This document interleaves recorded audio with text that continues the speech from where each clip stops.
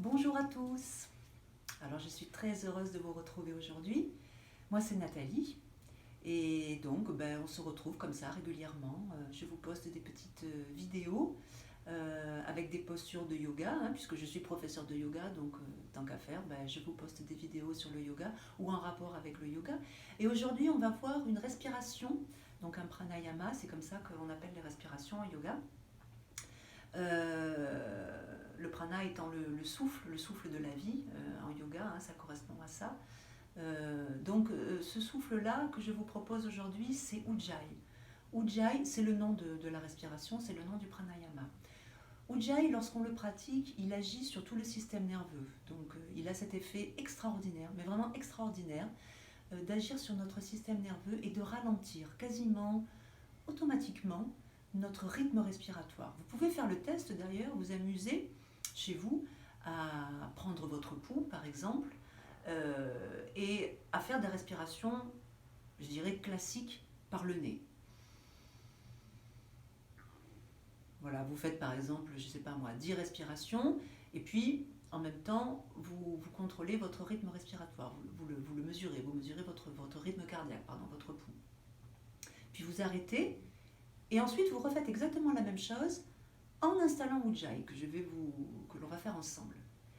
Et là, vous verrez, mais normalement, votre rythme respiratoire, votre rythme cardiaque devrait se ralentir, quasiment instantanément. Voilà, donc Ujjayi, c'est une respiration dont on peut se servir quand on en a besoin, quand on en a envie, pour tout un tas de moments où on a besoin de faire redescendre un petit peu ses énergies, quand on a une montée d'émotions importantes, que ce soit de la colère ou autre chose. Voilà, on se pose et puis on pratique Ujjayi. On le fait sur quelques respirations et ça nous apaise. Et puis aussi, même tout simplement pour se faire du bien et pour se détendre.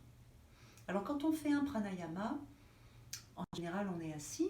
Là, moi, je suis assise comme ça avec les jambes repliées, mais vous pouvez très bien vous asseoir sur une chaise ou sur un tabouret. Ce qui est important, c'est que le dos soit droit et qu'il ne soit pas cambré. Vous voyez, ni cambré, ni voûté d'ailleurs. Hein. Donc toujours, on bascule le bassin, on ramène donc le plus possible, on fait comme si on voulait ramener le pubis vers le nombril. Vous pouvez vous prendre un petit coussin, un support, une brique, quelque chose. Moi, j'ai des petits coussins sous les fesses, sous le bout des fesses.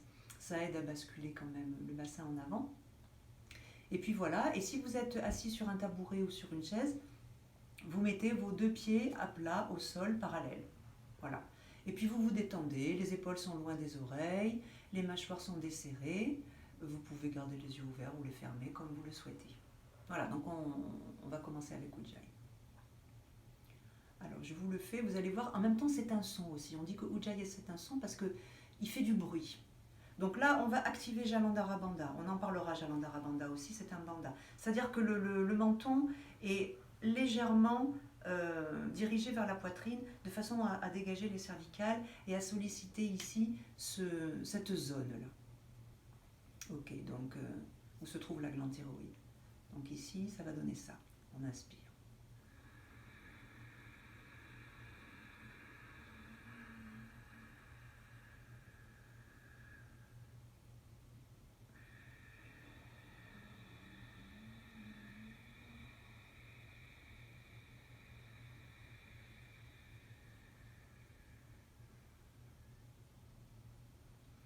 Voilà, donc là je l'ai poussé, comme je dis un petit peu, pour que vous l'entendiez. Mais vous pouvez très bien pratiquer Ujjayi en faisant moins de bruit.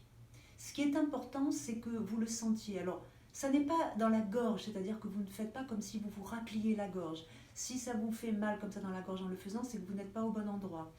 C'est plutôt dans l'arrière-gorge, ici, là, à l'expire et à l'inspire. Alors vous allez voir peut-être que vous allez avoir plus de facilité à le trouver tout de suite en expirant. Mais vous pouvez aussi le faire très bien à l'inspire.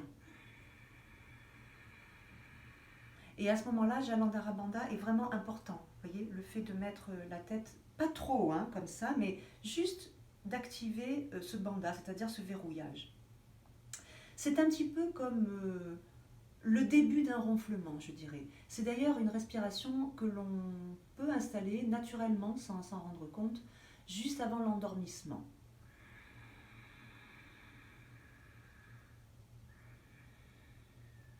Ok. Bon, si vous avez des questions, si vous voulez plus de précision, vous pouvez évidemment me les faire parvenir, échanger à ce sujet. Ça pourra aussi peut-être servir à tout le monde. Voilà, donc Ujjayi, vous pouvez le pratiquer, vous pouvez faire des petites séries de 5, 6, 7, 8, 10 respirations, suivant le temps que vous avez. Et puis vous pouvez aussi, si vous êtes très à l'aise dans la respiration, installer une rétention poumon plein à la fin de l'inspire.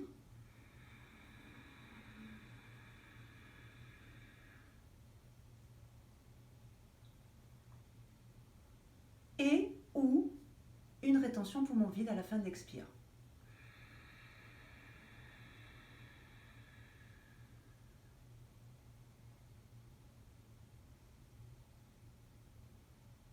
Ok.